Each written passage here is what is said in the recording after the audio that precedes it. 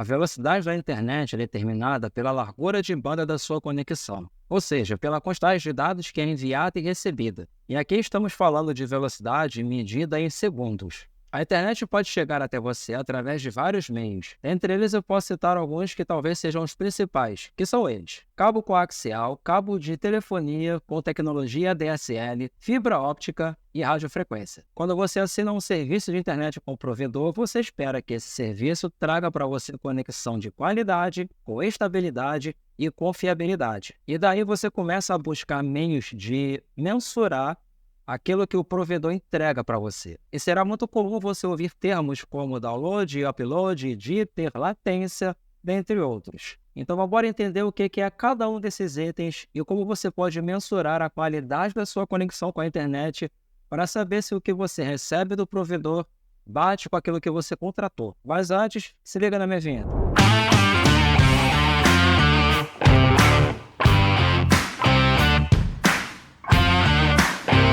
Eu vou te explicar de forma bem básica cada um desses itens para que você possa testar a sua conexão e cobrar do provedor uma melhor qualidade, sabendo o que você está cobrando. A latência é basicamente o tempo de resposta entre o seu dispositivo e o servidor do serviço, um programa, um jogo, etc. Tudo calculado em milissegundos. Pensa no seguinte: quando você abre um jogo para jogar online, o jogo instalado no seu PC ou no seu celular irá se conectar ao servidor central desse jogo. E a partir desse servidor, você vai encontrar seus amigos, começar uma partida, por aí vai. A latência aqui ela vai ser o tempo que vai levar para que o jogo no seu PC ou celular envie e receba dados do servidor. E isso acontece de forma constante. Então, quanto menor o tempo que levar para esses dados serem enviados ou recebidos, melhor será a sua experiência jogando com seus amigos. Por isso, é muito comum comunidades gamers pedirem aos donos de um determinado servidor, de um determinado jogo, que lancem servidores nos seus países de origem. Imagina o seguinte: você vai jogar uma partida de Valorant, se conectando a um servidor, sei lá, na China, por exemplo. Cara, vai ser bem complicado para você jogar, já que você tá aqui no Brasil, né? Então, mano, vai ser algo do tipo: quando você der um tiro, o seu oponente já se curou, já detonou seu personagem, já partiu para a próxima, e essas informações ainda estão chegando para você.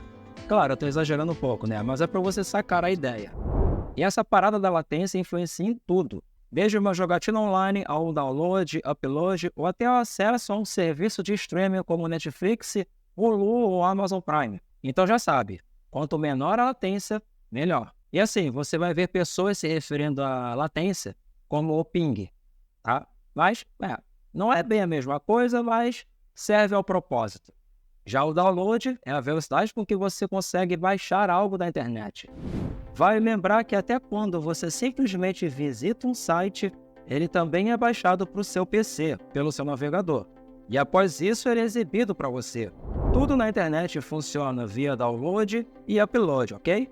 Tudo mesmo. Um vídeo stream, por exemplo, a Netflix, sei lá, quando você dá o play em um filme, ou uma série, ou um anime, o player que está sendo utilizado para acessar esse serviço de streaming, ele vai baixar partes daquele conteúdo e logo em seguida ele vai exibir para você. E tudo isso em tempo real.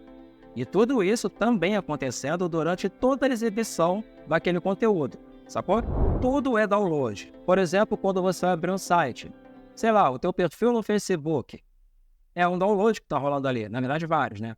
Quando você abre o endereço www.facebook.com ou instagram.com ou www.youtube.com/@falatuvitão, meu canal, o teu navegador vai baixar todo esse conteúdo para sua máquina para logo depois exibir para você.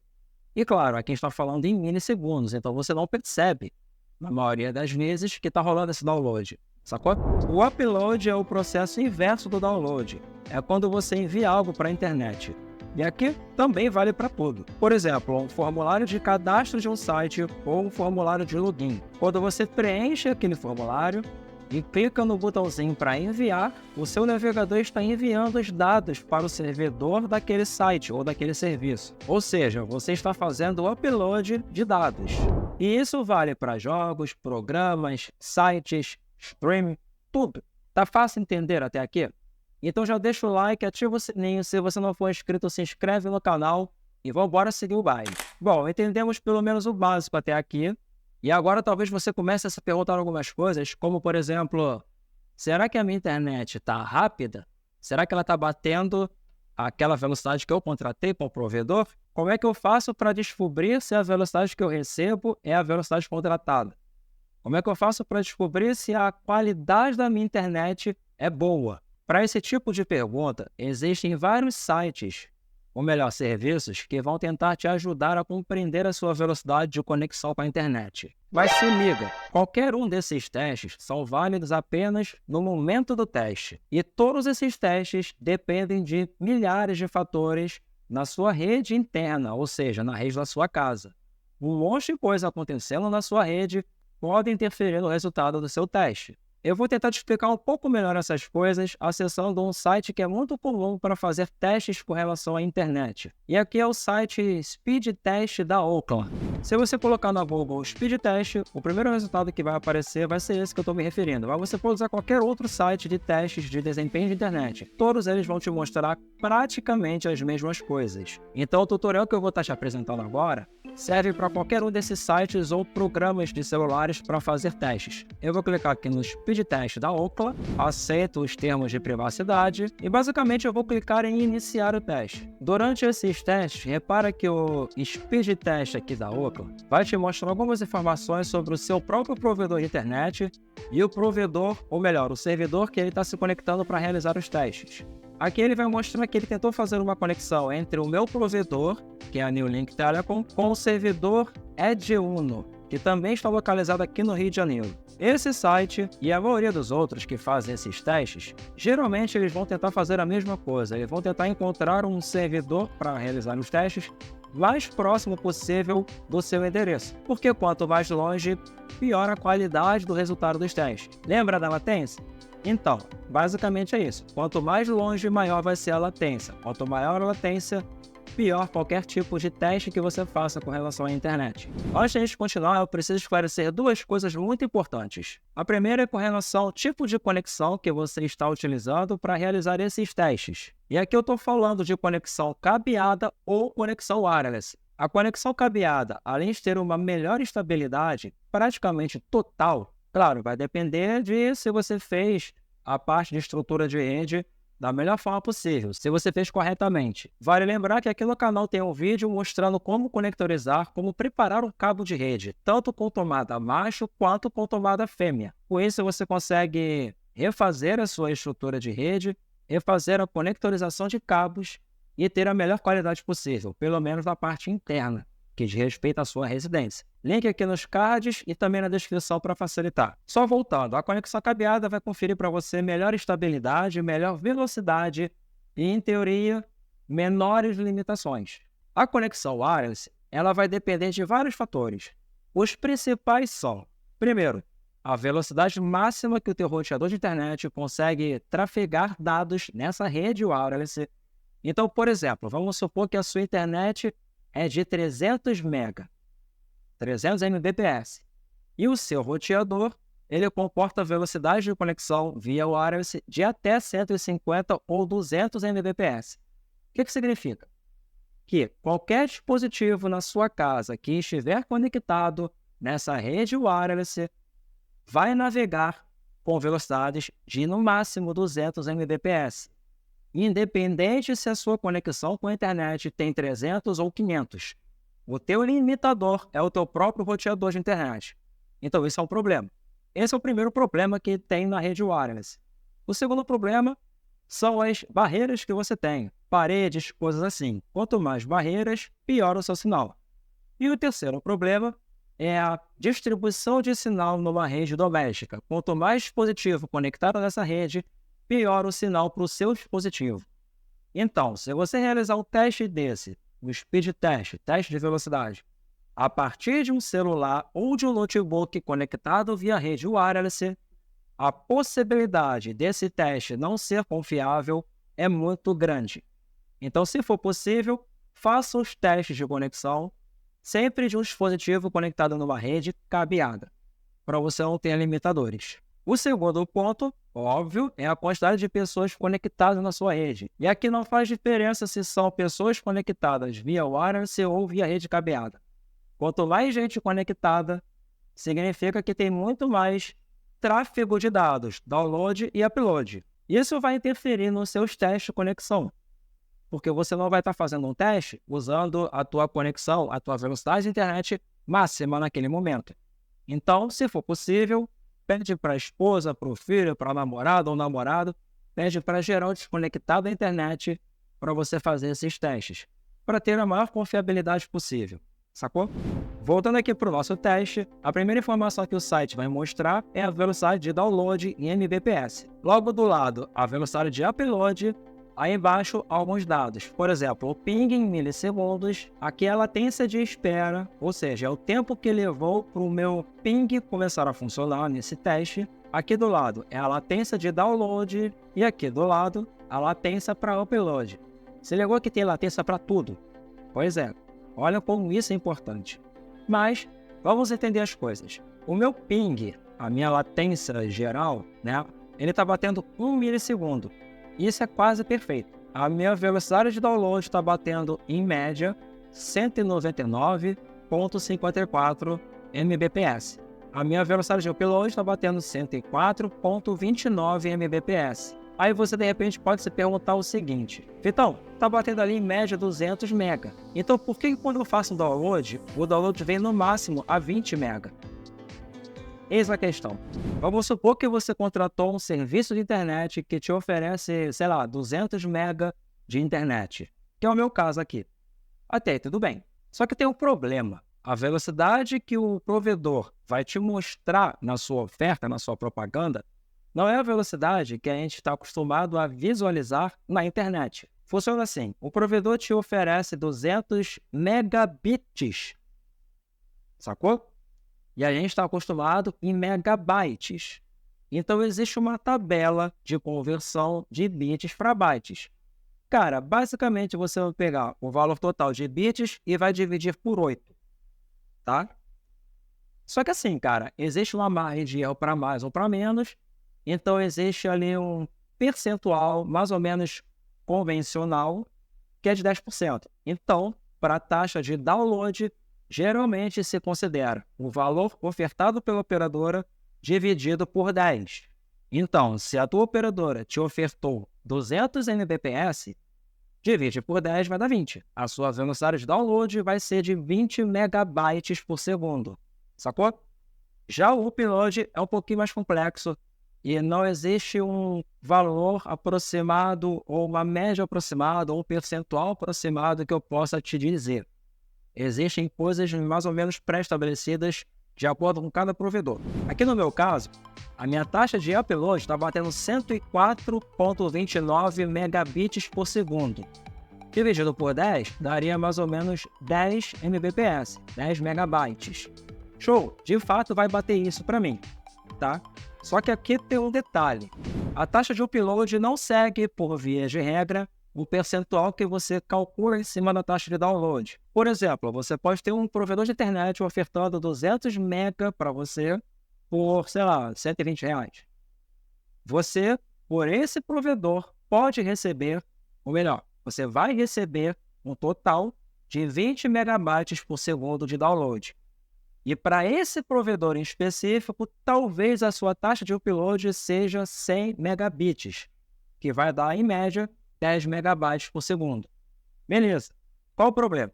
O outro provedor que te oferte 200 MB, você vai ter 20 megabytes para download. Porém, nesse outro provedor, por conta de alguma tecnologia que ele possua, o seu upload de repente chega a 200 megabits. Ou seja, igual à tua taxa de download. Entendeu? Então, o percentual de 10% sempre vale para qualquer provedor. Agora, o cálculo que você vai fazer em percentual com relação à taxa de download nem sempre vai bater com a taxa de upload. O que eu estou querendo dizer? Não se engane achando que qualquer provedor que te oferte 500 MB, que a taxa de upload vai ser 10% dessa taxa. Não, pode acontecer uma zica dos infernos e você assinar um serviço de internet que tem uma taxa de download maneiraça, e o upload horrível, muito abaixo desses 10%. Entendeu mais ou menos o que eu estou querendo dizer aqui? É isso, vamos seguir o baile. Acredito que aqui nós já entendemos o que é básico necessário sobre os testes. E a partir disso você consegue descobrir, desvendar se a sua internet está sendo entregue para você de acordo com o que foi contratado. E aqui você consegue ter o controle sobre taxa de download e upload. Eu preciso lembrar que se você joga online ou faz lives, a taxa de upload é extremamente importante para você. Não só a taxa a nível de velocidade, como também estabilidade. Um exemplo disso são as configurações básicas recomendadas do próprio YouTube para você fazer uma live no YouTube. O YouTube diz o seguinte, que para você fazer uma live em Full HD, ou seja, 1080p, a 30 fps, você precisa ter uma taxa de upload de 6 Mbps, 6 megabytes por segundo. Então, para o meu caso, a minha taxa aqui bate tranquilo, certo? Só que agora tem um outro detalhe. E se a minha velocidade de internet não tiver constância? Se ela não for uma internet boa o suficiente, se ela ficar oscilando, sacou? Isso é um problemão, cara.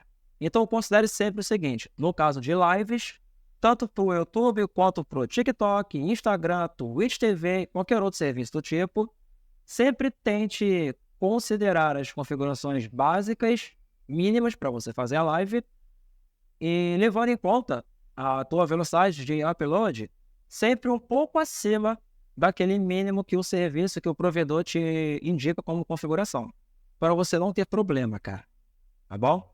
E com relação a jogos, é muito importante porque durante uma partida online, você está, ao mesmo tempo que baixando um monte de dados do servidor, você também está enviando um monte de dados da sua máquina, do seu cliente, do seu jogo, para esse servidor.